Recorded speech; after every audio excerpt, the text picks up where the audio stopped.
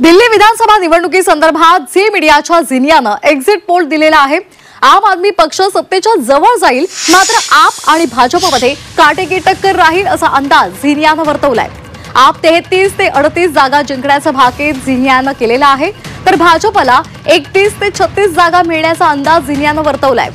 दिल्ली विधानसभा निवडणुकीमध्ये चुरशीची लढत पाहायला मिळणार असल्याचा अंदाज झिनियानं वर्तवलेला आहे आणि त्याचवेळी काँग्रेसला 0 ते 2 जागा मिळतील आणि इतरांना 2 जागा मिळतील असंही झिनियानं म्हटलंय।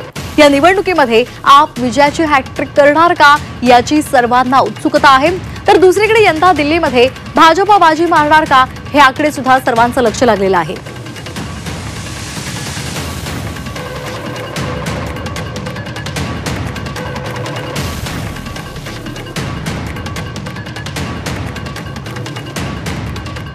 झिनियानं नेमका काय अंदाज वर्तवलेला आहे पाहूयात ग्राफिक्सच्या माध्यमातून।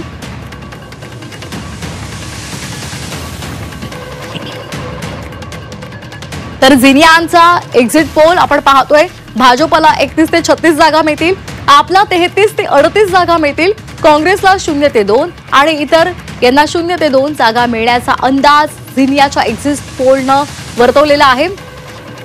आणि झिनियाच्या या एक्झिट पोलनुसार भाजप आणि आपमध्ये काटेकी टक्कर पाहायला मिळते। आज निवडणुकीचा निकाल आहे आणि त्यामुळे दिल्लीमध्ये नेमकी कुणाची सत्ता येणार हे पाहणं महत्त्वाचं ठरणार आहे।